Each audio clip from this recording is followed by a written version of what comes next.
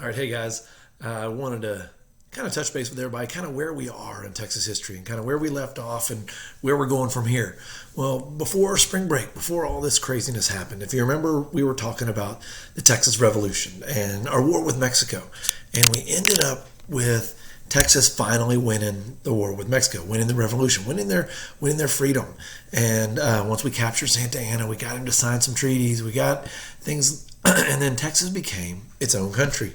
So that gets to now we've got Spain. That's our first flag. France in there too. Mexico is the third flag. We're now to our fourth flag of Texas. That's the Republic of Texas now. That's now it's its own country. And if you look right here, this Texas is going to look a little different. I mean, this right here really that's Texas. Okay, it's not that familiar shape that you think of today. I mean, Texas, it's quite a bit bigger. It's got this whole part up here. It's not what we think of as Texas today. We'll get later as to why that change and when that change happens, things like that. But an important thing about this is even though we won our independence from Mexico, Texas is no longer part of Mexico.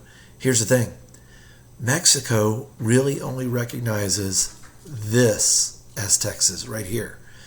The people living in Texas, the soldiers, Sam Houston, all the people that fought in the Texas Revolution, they consider all this Texas too. Mexico considers that part of Mexico. And actually, even what's kind of interesting is a lot of the people that do live in these areas over in this far area here, they consider themselves Mexicans more than they consider themselves Texans. But Texas still claimed that land, along with Mexico too. And in this area here, pretty much was just controlled by the Comanche. I mean, there wasn't anybody living there really but the Comanche that they didn't take care of. But so here's the thing is, Texas now is its own independent nation. The United States is over here. We've got Texas. And then we have the country of Mexico that stretches all around over there. Okay, so now here's where it gets going. Okay, we won the revolution. We are now our own independent country. Now what do we do? That's kind of the crazy thing. What do we do from here? There's a lot of problems that we had as a republic that we didn't really think of, or actually didn't even acknowledge would be as big a problem when the war was over. Texas didn't have any money. We hadn't been collecting taxes. We started to collect taxes, but Texas took on a lot of debts when they were fighting the war with Mexico. And the Texans, being Texans who they were, they wanted to pay that money back. And so we collected taxes and we did our best to pay the money back. But honestly, we weren't able to afford all of it. Okay, so Texas still was struggling with money. Some other things, if I go back to the map where we just were, okay, then another big thing we talked about, lots of people kept on moving to Texas from the United States and from even other countries over in Europe. And as the people were moving to Texas, this little bitty area here is not getting big enough. So people were starting to spread out into these other areas over here. And if you remember, who was in control out here? Who was it? You guessed it, the Comanche. So there's a lot of problems dealing with the Comanche, with settlers that were moving further west. Sam Houston wanted to make treaties and wanted to treat them nice, treat them right, because if you remember, Sam Houston spent a lot of his time living with the Native American group, with the Cherokee. And he did a lot to try to set up some treaties or truces, and that's agreements between these countries, between Texas and the Native Americans. But the problem was the next president of Texas after that, President Lamar, he wanted nothing to do with any of these treaties that Houston found. And so he just kept basically sending people to live out here, taking up this land and just telling the Comanche, get off the land, sending Texas soldiers out there to try to fight them and kick them off the land. But it wasn't going very well for the Texans. So it was hard. Life was still really hard. Even though they were their own country, it was tough for them.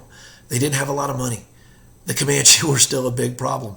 And the other big problem, Mexico, Santa Anna still didn't really want to stop fighting Texas. Matter of fact, he even came into Texas at some point after this. I want to say it was in the early 1840s, and he actually tried to take Texas back over. Okay, so people living in Texas were afraid of Mexico.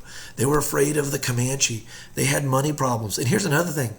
Many of the people that lived in Texas, they were actually from the United States. And so most of these people considered themselves, yes, they were proud to be Texans, but they were Americans. They had been members of America, lived in the country of America. Their family lived in America. And so a big question comes up, and that is annexation. Okay, and what does that mean? Annexation. Lots of the people in Texas were at this point were like, you know what? these are big problems that we're struggling with. Let's just join the United States. Most of us are from the United States. Let's just see if the United States will take us, and we'll join the United States. And so some Texans thought that was a great idea.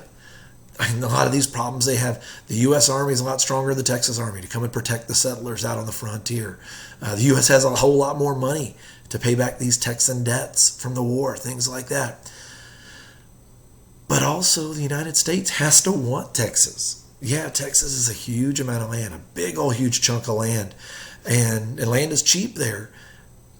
But the United States, they know if they take Texas in, they're taking on all the problems of Texas too. They've got to worry about Mexico. They've got to worry about Santa Ana. They've got to worry about the Comanche now. They've got to worry about these debts. And so it became really two sides to the story. Some Texans wanted to stay and keep themselves as Texas. Some Texans said, let's quit worrying about having all this trouble and let's join the United States. And so what we've got here, one of our assignment is you're going to work on a T-chart. 2 T-charts, actually. This first one is going to be about Texas's perspective. That means from the people living in Texas. Why would Texans that live in Texas, why would they want to join the United States? What were some things that would be good for them?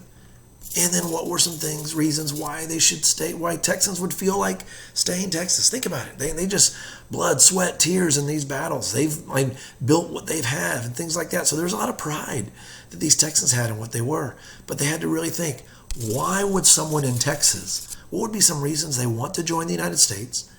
And what would be some reasons why Texans want to stay their own independent country? And then on the flip side of that, if you look now, here we've got the United States perspective from people living in the USA.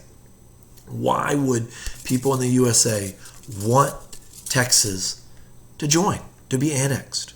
Okay? And why would people in the USA want Texas to stay Texas?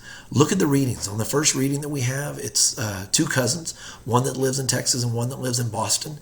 And they're writing a letter to each other, talking about what it's like in Texas, what they've done, why Texas could join and should join the United States. And then his cousin that lives in Boston writes back to him and talks about, maybe, yeah, that'd be cool, but what about some of these problems too? And so they talk about both perspectives.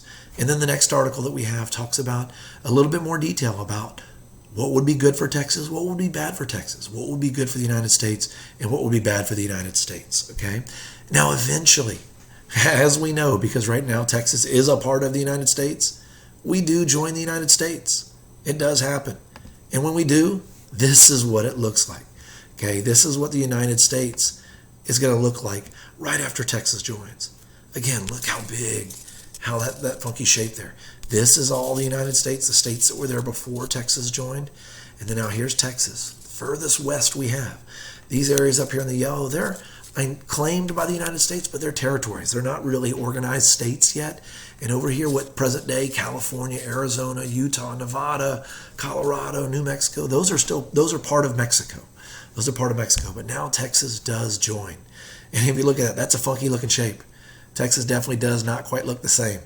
One of the things we're going to look at here, and then think about what states, present day states, are in that area that is what used to be called Texas. Why do you think that it changed to its current shape of today? Okay, and then the assignment that you're going to turn in, for us this time is you're going to look back at these T-charts you made. You're going to look back at from USA's perspective, from Texas' perspective. What were some of the things? Why should we annex? We won the war with Mexico. Now what? What you're going to do, the last president of Texas, his name was Anson Jones. And what you're going to do is you're going to write a letter to the president of Texas, to Anson Jones, and you're going to basically tell him, what do you think we should do? Should we stay our own independent country?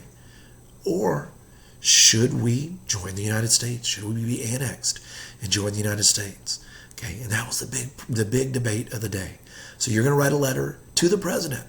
Back then, the president of the United States, his name was Anson Jones. If you look in the reading, it'll be spelled out for you.